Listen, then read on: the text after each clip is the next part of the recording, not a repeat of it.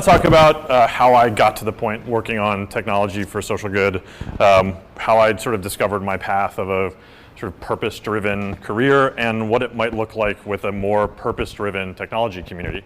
What would that look like? So when I was younger, before I knew that people had careers and had paths, and before I knew that superhero wasn't one of the options, I achieved because that's what I was taught. I was told to achieve. It was what I was expected of me, and I achieved, and I did the things in front of me because that was sort of what bred me into being this pathological overachiever. And I was running away from this fear, this boulder of self-doubt and insecurity, and by the sort of running away from the prospect of failure rather than running toward anything in particular. And I will tell you, I was successful on paper, but I felt empty. And it took me a long time to find something to run towards, and it started with a massive public loss that drove me to a very frustrated question, which was when President Bush won his second term, I had a conversation with my best friend where he asked probably the most important question I've ever been asked, which was, if we both are so smart and care so much about the direction of the country, why don't either of us do this for a living? And why was the thing that I was most passionate about something I was doing as a hobby? So a month later, this was me. I was waiting tables. I was working two full-time jobs, and one of them was waiting tables to pay the bills, and the other was working, opening the mail for Senator Durbin.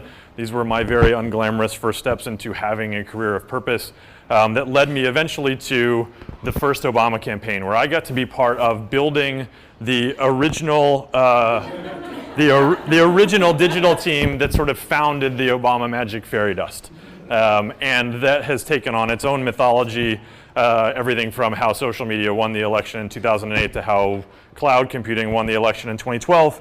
And the reality is that the whole campaign, whether it's the power of digital, the power of technology, what analytics is capable of is transforming a young, unknown leader who was prepared to talk about politics and service in a new way that translates great into a 20-person conversation in a backyard in Iowa into a massive global movement, a massive community of people empowered, talking in their local communities, and organizing at a massive scale and at a speed that wouldn't have been possible without technology.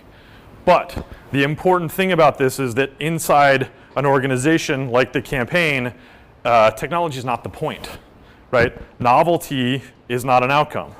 In a mission-driven organization, novelty is not an outcome. In a mission-driven organization, the mission's what matters, right? Technology and digital media and big data and analytics, all of these tools are amazing force multipliers for the things that organizations needed to do to deliver on their mission, which in the case of a political campaign is a relatively straightforward proposition. What success looks like is obvious. We were talking about more votes on election day than the other guy. We had this, it gives us this incredibly simple filter for all of the crazy things we want to build and all the crazy ideas we have of how does this help us win, right? And that gives us a strategic direction and a North Star that helps us have a clarity of purpose that other organizations struggle to find.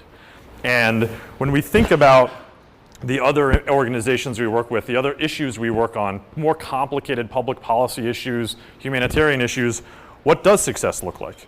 When you're working on an election in Western Kenya, and you're not working for a candidate, and you're working to help a country with very little infrastructure, but a lot of ambition, not worry about the candidate who's winning, but that the country doesn't descend into violence and displacement.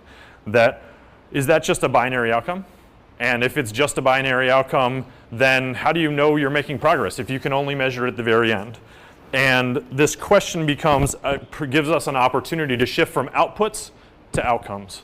The power of digital and the power of technology and analytics is part of what can help drive this shift. On the campaign, this is the prospect of connecting 150 million seemingly disparate conversations into a systematic and massive electoral victory. So what is needed from this community? Do we need more talent focused on better problems? Rather than another photo sharing application, I think what we need is more brilliant world-class minds like yours thinking about the potential that a smartphone app might have for helping refugees find their families. In the Malay, this is a refugee camp in southern Sudan. in the melee of violence and terrifying uncertainty, the potential to reconnect a child with a parent and the more effective distribution of help. Right? There are a million versions of what winning might look like. Right? There are a lot of questions that need to be asked and answered, and there are roles, there's an opportunity for technology to play in all of them, whether it's access to clean and reliable, convenient access to potable water, whether it's simpler energy sources that are actually safe enough for people to use so that the families that we're trying to empower aren't being suffocated by the energy sources we're giving them, to be of service in places that seem disconnected from the rest of the world. Whether there's trying to educate children in Cambodia and create learning in safe communities where children and people are treated like the brilliant and clever innovators that they are, and whose experience can guide their own development and rise. Whether those are developing world challenges or things that happen in our own backyard around the empowerment and creating more opportunity and more hope, where jobs and the prospect of raising healthy families are more common than violence or displacement or famine. And these issues span not just humanitarian causes, but also the incredible opportunity to inspire democracies to embrace plurality and the safe transfer of power and abjure violence as a tool of politics, even in places like Afghanistan last month, that much of the world has written off and given up on. And as opposed to photo sharing, most of these problems aren't being worked on by anyone yet. What are you going to be running towards? What does success look like for you? Thanks.